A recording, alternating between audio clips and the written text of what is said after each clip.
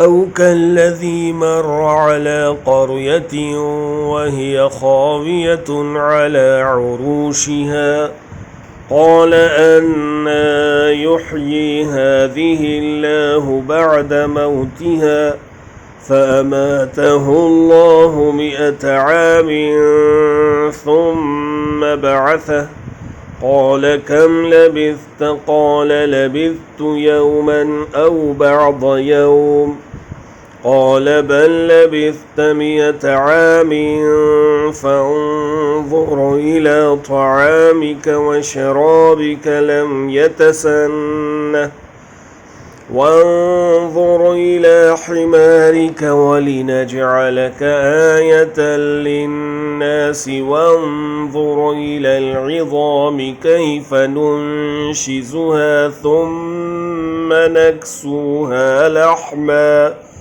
فلما تبين له قال أعلم أن الله على كل شيء قدیر۔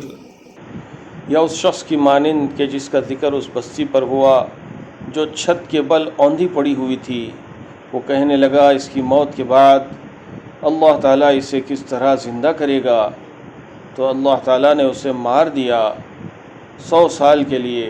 फिर उसे उठाया, पूछा कितनी मुद्दत तुम पर गुज़री।